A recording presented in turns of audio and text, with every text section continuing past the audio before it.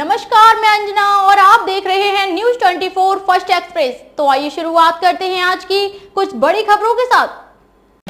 बस दुर्घटना को लेकर सोमवार को बिहार न्यायालय परिषद स्थित कार्यालय कक्ष से जिला एवं सत्र न्यायाधीश वीना मिश्रा और डीएलएस सेक्रेटरी सौरभ कुमार गौतम ने संयुक्त रूप से प्रेस वार्ता कर कई जानकारी दी। इस बाबत वीना मिश्रा ने बताया कि शनिवार की रात पराकर नदी पुल से बस नीचे गिरने से जो बस दुर्घटना हुई थी वह बेहद चिंताजनक है और कहा कि जैसे ही दुर्घटना की सूचना रजिस्ट्रार के माध्यम से उन्हें मिली, वैसे ही तुरंत डालसा के सेक्रेटरी सौरभ कुमार गौतम के नेतृत्व में कई न्यायालय कर्मी अस्पताल का दौरा करने पहुंचे और घायलों की स्थिति से रूबरू हुए।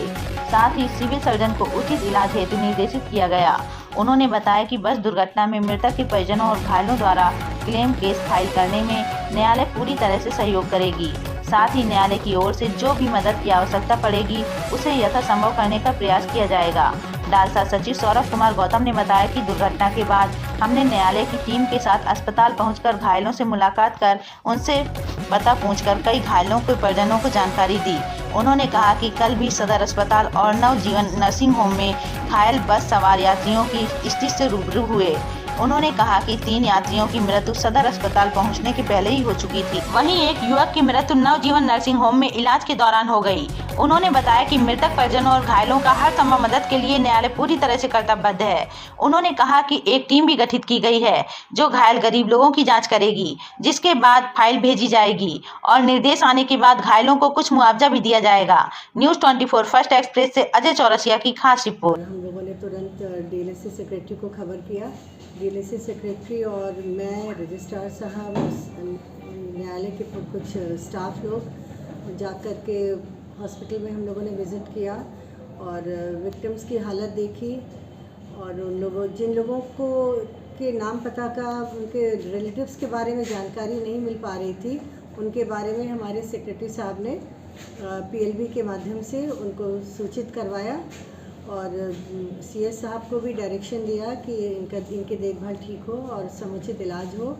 और बाकी जो कंपनसेशन का मामला है, इसके लिए हम लोग न्यायालय में जो हम उनके लिए कर सकते हैं, क्लेम केस फाइल करने में उनकी हम पूरी तरह से मदद करेंगे और विक्टिम्स के लिए हमारा डीएलएसए यथासंभव प्रयास करेगा कि उनको सारी मदद मिल सके।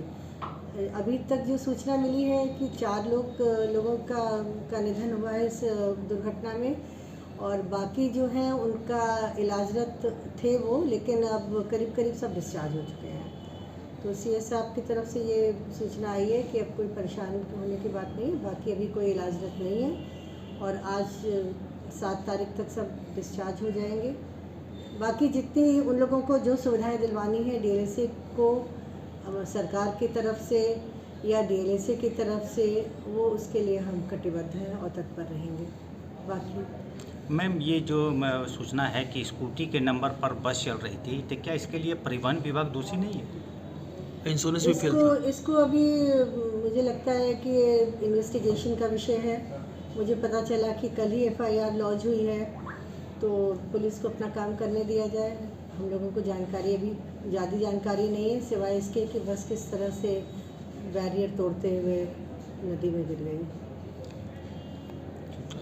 जैसा कि मैम ने आपको बताया, परसों जैसे ही जानकारी मिली, मैम के सुपरविजन में मैं, डीएलएसए के हमारे सारे स्टाफ, सदर अस्पताल में हमारे जो पीएलवीज हैं, हम तुरंत अस्पताल पहुंचे और चूँकि उस समय रेस्क्यू और रिलीफ ऑपरेशन चल रहा था तो बहुत उसमें हस्तक्षेप करना हमारे पार्ट पे उचित नहीं था।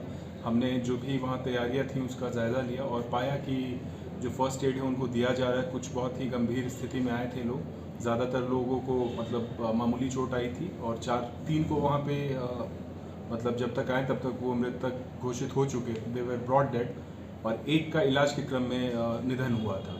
इसमें डीएलएसए ने भी बहुत एक्टिवली कल पूरे दिन काम किया है और मैम के डायरेक्शन के हिसाब से हमने सबसे पहले तो एक रिपोर्ट तैयार किया। माननीय जो झालसा है, स्टेट लीगल सर्विसेज अथॉरिटी, उसके एग्जीक्यूटिव चेयरमैन साहब इस पे नज़र रखे हुए थे। जो ये दुर्घटना हुई है बहुत ही दुखद, और हमने एक रिपोर्ट तैयार करके दिया है और हमने सबको आश्वस्त किया है। कल मैं खुद नवजीवन नर्सिंग होम गया, वहाँ पे 6 लोग थे जिनका इलाज चल रहा था। चोटें उनकी थोड़ी गंभीर थी, लेकिन वो भगवान की दया से सभी लोग होश में थे और अपनी जो व्यथा थी वो मुझे बता रहे थे कि किस तरीके से दुर्घटना हुआ है। हमने उनसे पूछा कि आपने एफआईआर किया है कि नहीं, तो कल दोपहर तक एफआईआर नहीं हुआ था। शाम में जा कर के मुझे जानकारी मिली है कि एफआईआर हुआ है और जो भी इसमें कानूनी रूप से जो कार्रवाई अब आगे होगी वो प्रोसीड करेगा पुलिस के इन्वेस्टिगेशन के उपरांत। हमने जितने विक्टिम्स थे और जो डिसीज्ड हैं उनके परिजनों से बात की और उनको आश्वस्त किया कि जो भी क्लेम केस फाइल करना है उनको न्यायालय के माध्यम से, कि जिससे उनको मोटर व्हीकल्स एक्ट के तहत जो मुआवजा मिले उसमें हम निःशुल्क पैनल लॉयर एक देंगे और उनके केस को जल्दी से जल्दी कोशिश करेंगे एक्सपेडाइट करा के और जो उनको उचित मुआवजा मिल सकता है। कल हमने जिला प्रशासन से भी अनुरोध किया कि वो क्या मुआवजा दे रहे हैं उसको लेकर के हमसे जानकारी साझा करें। तो कल सर्किट हाउस में जब डीसी साहब थे, मैं भी वहाँ मौजूद था, अनाउंसमेंट हुआ कि 1 लाख रुपए का मुआवजा केवल मृतकों को दिया जा रहा है। मैंने उनसे व्यक्तिगत रूप से पूछा कि सर जो इसमें इंजर्ड है सीवियरली उनके लिए कोई प्रावधान नहीं है क्या, तो उस समय तक मुझे बताया गया कि नहीं, उनको इंजर्ड को नहीं मिलेगा। तो हमने अपने एक PLVs की टीम गठित की है और जो एड्रेस मिला है हमको इंजर्ड का, उसके हिसाब से हमने उस PLV को कहा है और कंसर्न पुलिस स्टेशन को कि आप एक उनका सोशो इकोनॉमिक रिपोर्ट हमको दीजिए और अगर वो गरीबी रेखा के नीचे आते हैं, कोई उनमें से होगा जो इकोनॉमिकली उतना वेल ऑफ नहीं है, तो उससे हम एक आवेदन लेकर के जो DLSA का कॉस्ट फंड है उससे हम कोशिश करेंगे अनुमति मिलने के बाद माननीय झालसा का कि उसको कुछ आर्थिक मदद हम दिला सके, क्योंकि प्रशासन की ओर से ये बताया गया है ऑन रिकॉर्ड कि उनको कुछ इंजरी के केस में मुआवजा नहीं मिलेगा। एक और इसमें मैं बताऊंगा, जब मैम के साथ हम लोग हॉस्पिटल कल गए थे तो एक उसमें इंजर्ड थे, उनका नाम है टिंकू मंडल। वो अनकॉन्शियस थे, वो जनरल वार्ड में थे, बेड नंबर 10 पे। तो मैम ने देखा, पूछा तो उनके बारे में किसी को बहुत जानकारी नहीं थी, तो हमने सबसे पहले उनके बारे में पता कराया तो जानकारी हमें मिली कि वो देवघर के रहने वाले हैं। तुरंत उनके परिवार से संपर्क किया गया, हमारे जो PLV हैं दिलीप जी, उनके माध्यम से, और उनको हमने PMCS धनबाद रेफ़र करने में मदद की है। अभी वो मतलब कॉन्शियस हैं और बात कर रहे हैं, स्थिति उनकी ठीक है।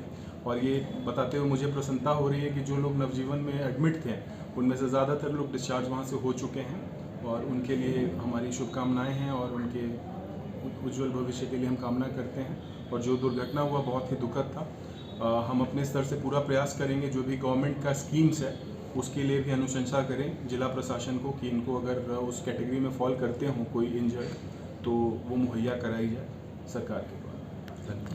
वक्त हो गया एक छोटे से ब्रेक का, फिर हाजिर होंगे ऐसे ही कुछ बड़ी खबरों के साथ। हमारे चैनल को सब्सक्राइब करें और बेल आइकन दबाना ना भूलें। नमस्कार।